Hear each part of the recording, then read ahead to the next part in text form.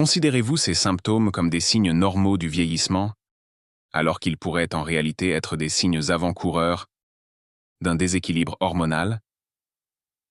Après 45 ans, de nombreuses femmes constatent des changements subtils qui semblent tout à fait normaux.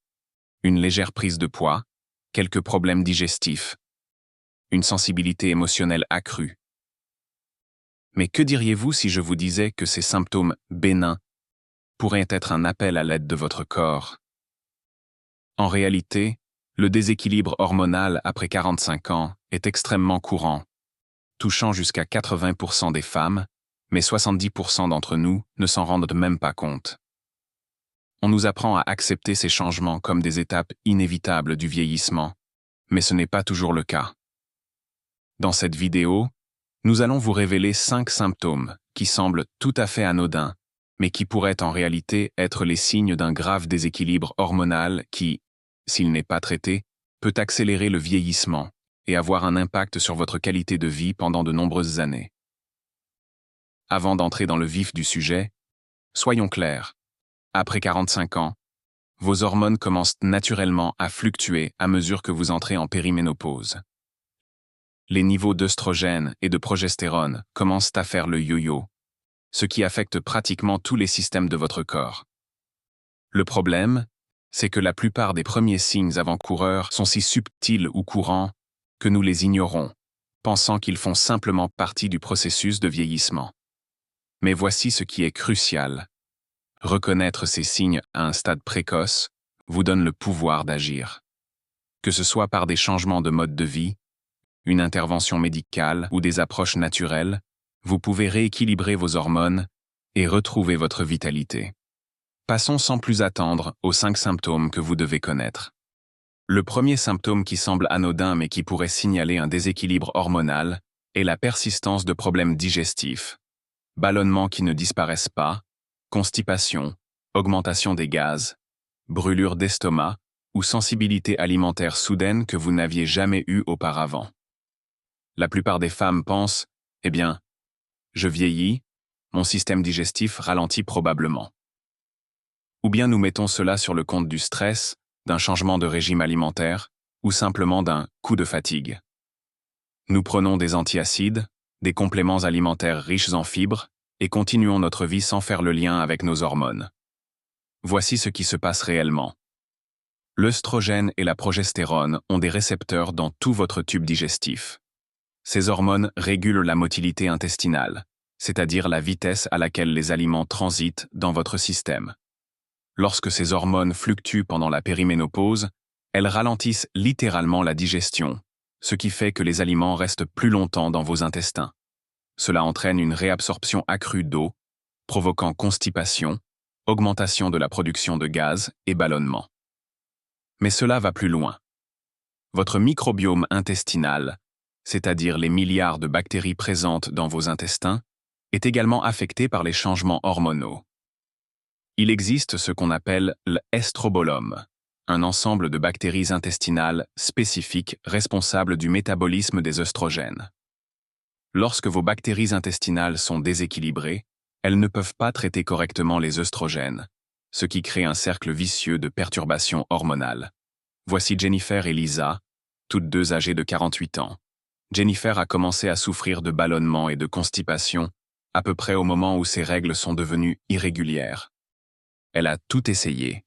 Probiotiques, compléments alimentaires riches en fibres, élimination de certains aliments, mais rien ne lui apportait de soulagement durable. Elle a mis cela sur le compte du stress lié au travail et du vieillissement. Lisa a présenté des symptômes similaires, mais les a associés à d'autres changements hormonaux. Elle a consulté un professionnel de santé qui comprenait le lien entre l'intestin et les hormones et qui a traité les 2 problèmes simultanément.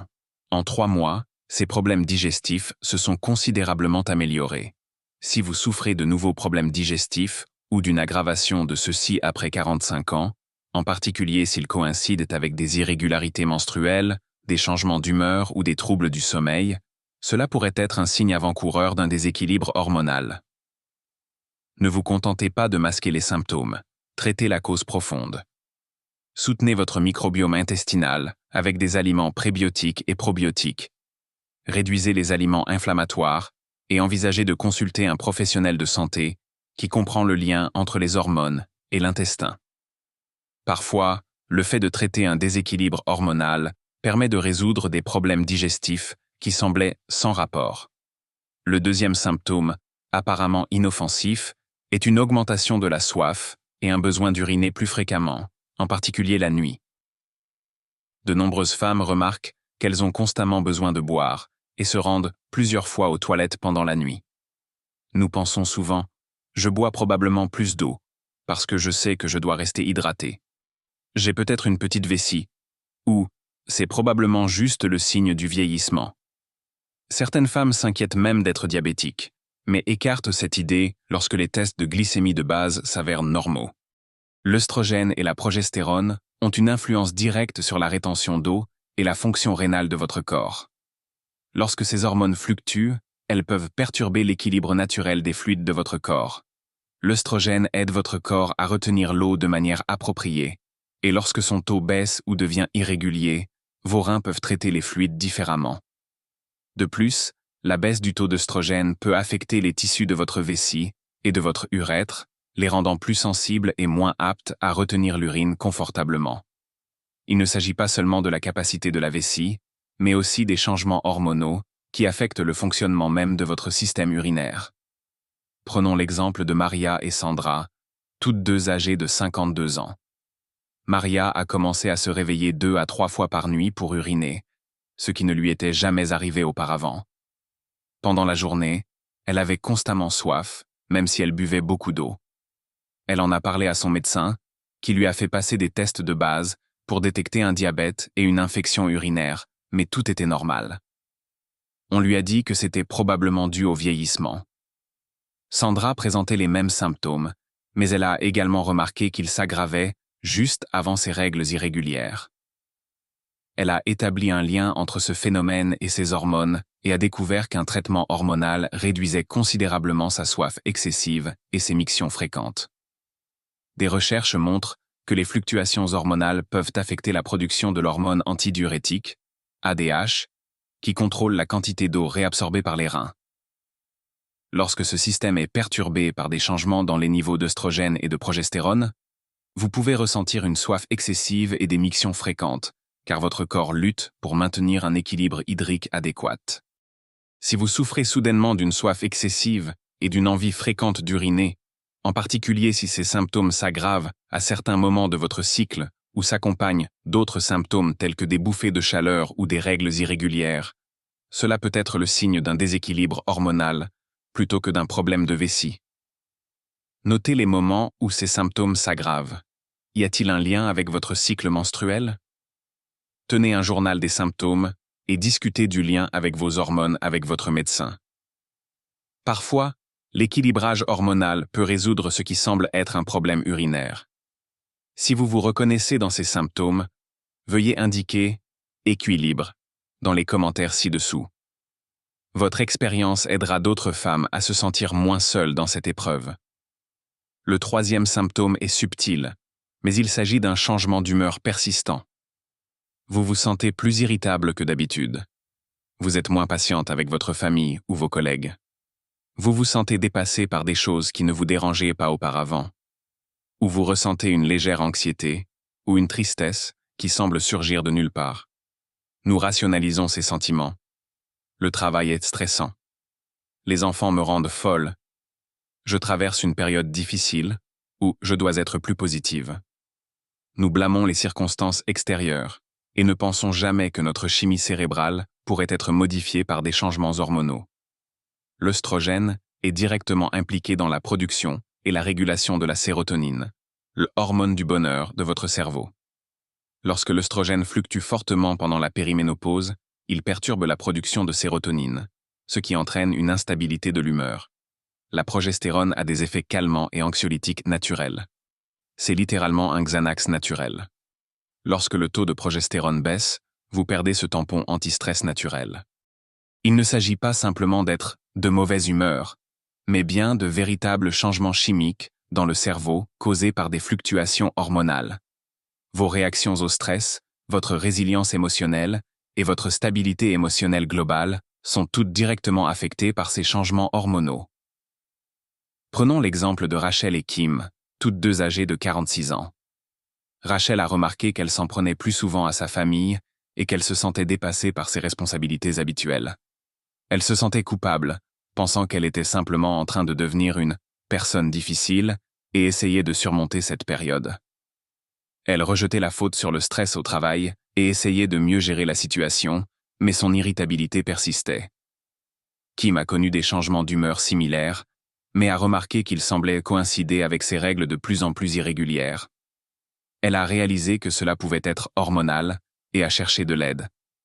Le traitement de son déséquilibre hormonal a considérablement amélioré la stabilité de son humeur et sa résilience émotionnelle.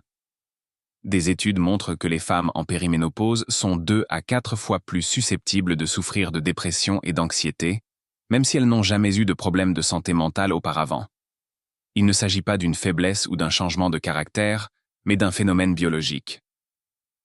Les fluctuations rapides des taux d'œstrogène et de progestérone pendant la périménopause peuvent déclencher des sautes d'humeur chez les femmes qui étaient auparavant émotionnellement stables. Lorsque vous êtes confronté à des changements d'humeur, cela affecte tous les aspects de votre vie. Vos relations en souffrent, vos performances professionnelles peuvent baisser, et vous pouvez vous retirer des activités que vous aimez. Cela crée un stress supplémentaire qui perturbe encore plus les hormones, créant ainsi un cercle vicieux. Si vous remarquez que vous ne vous sentez pas vous-même sur le plan émotionnel, que vous êtes peut-être plus triste, irritable ou anxieuse que d'habitude, et que cela coïncide avec des changements menstruels ou d'autres symptômes physiques, ne considérez pas cela comme du stress ou un changement de personnalité. Commencez à noter votre humeur en fonction de votre cycle menstruel, même s'il est irrégulier. Remarquez si les symptômes émotionnels s'aggravent à certains moments. Envisagez de discuter d'un traitement hormonal bioidentique, d'un soutien naturel pour l'humeur ou de techniques de gestion du stress avec un professionnel de santé qui comprend la transition vers la périménopause. Le 4e symptôme est une fatigue persistante qui ne s'améliore pas avec le repos, ou des baisses d'énergie soudaines dans l'après-midi qui vous donnent l'impression d'avoir heurté un mur. Il ne s'agit pas d'une fatigue normale, mais d'un sentiment d'épuisement même après une nuit complète de sommeil, ou d'un besoin de caféine pour fonctionner. Nous nous disons « Je suis occupé, je n'ai plus 25 ans, j'ai besoin de dormir davantage » ou « J'ai peut-être besoin de plus de vitamines ». Nous rejetons la faute sur notre emploi du temps, notre âge ou notre mode de vie, sans jamais envisager que la production d'énergie cellulaire puisse être compromise par des changements hormonaux. L'œstrogène joue un rôle crucial dans le fonctionnement des mitochondries, les centrales énergétiques de vos cellules. Lorsque les niveaux d'œstrogène baissent ou fluctuent de manière importante, vos mitochondries deviennent moins efficaces pour produire de l'énergie.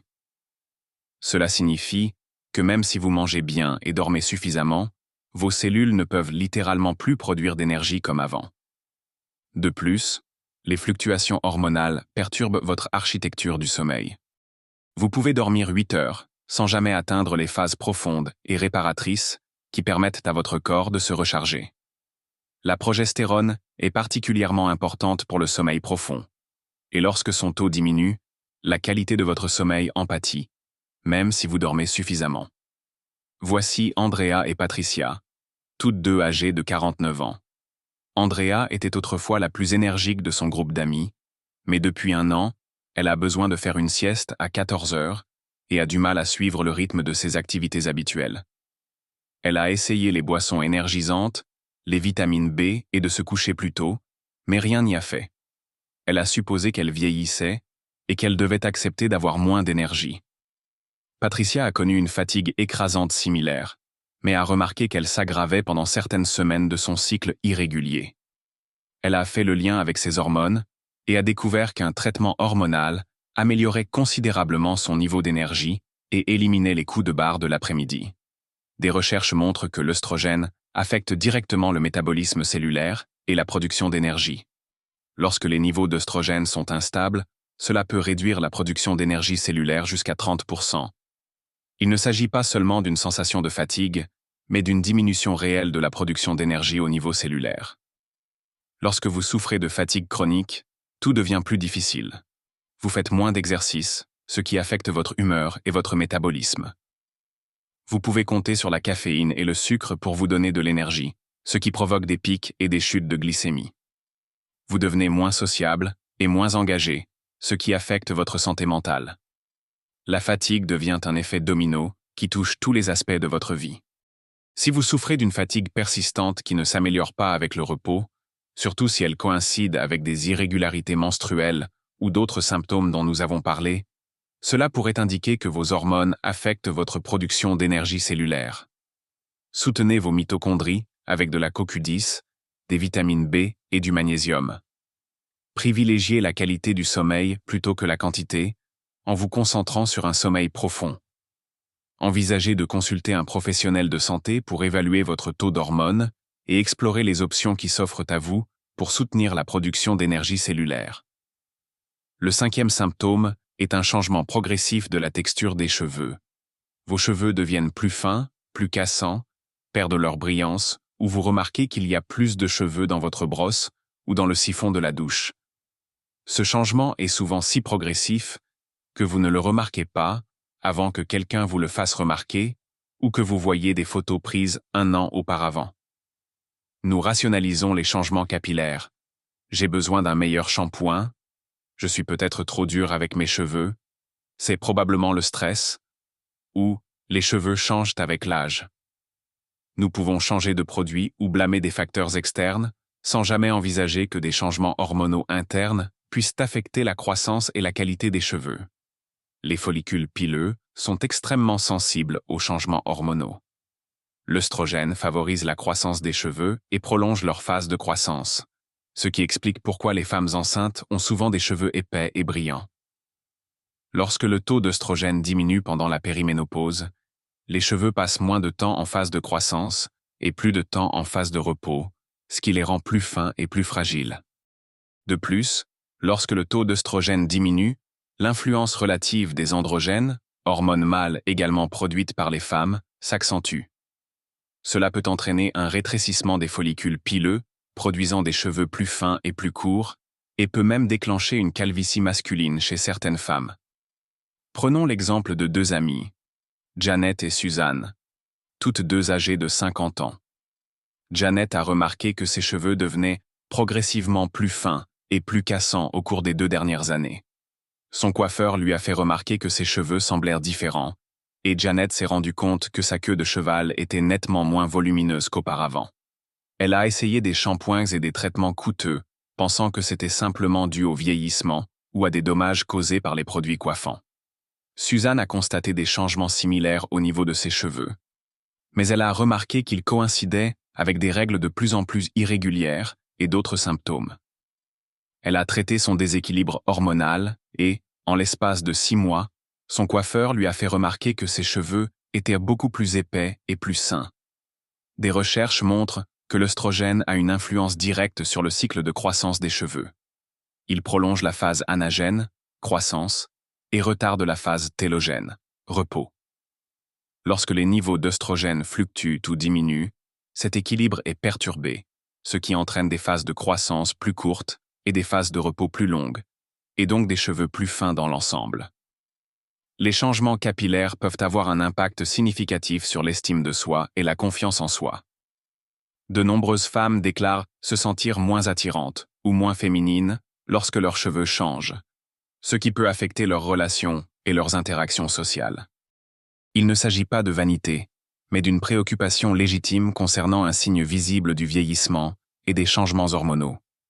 Si vous remarquez un amincissement progressif de vos cheveux, des changements de texture, ou une augmentation de la chute de cheveux, en particulier si cela coïncide avec des irrégularités menstruelles ou d'autres symptômes, cela pourrait être le signe d'un déséquilibre hormonal plutôt que d'un simple vieillissement ou d'un problème de soins capillaires.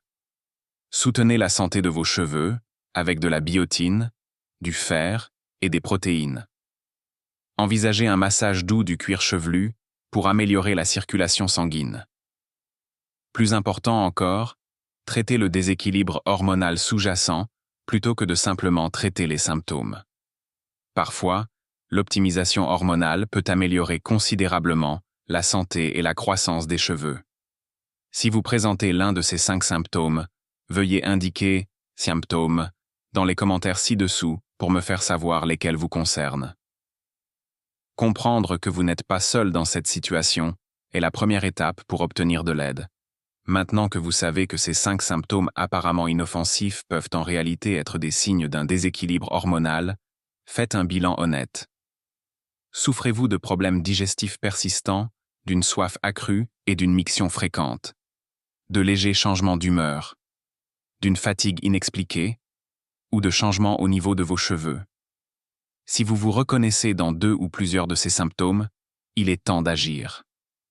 Il est important de comprendre que ces symptômes ne sont pas inévitables et qu'il ne faut pas les accepter comme une conséquence normale du vieillissement. Le déséquilibre hormonal peut être traité, que ce soit par une hormonothérapie bioidentique, des changements de mode de vie, des compléments alimentaires naturels ou une combinaison de plusieurs approches. Que faire ensuite? Commencez par noter vos symptômes en fonction de votre cycle menstruel, même s'il est irrégulier. Recherchez des schémas récurrents.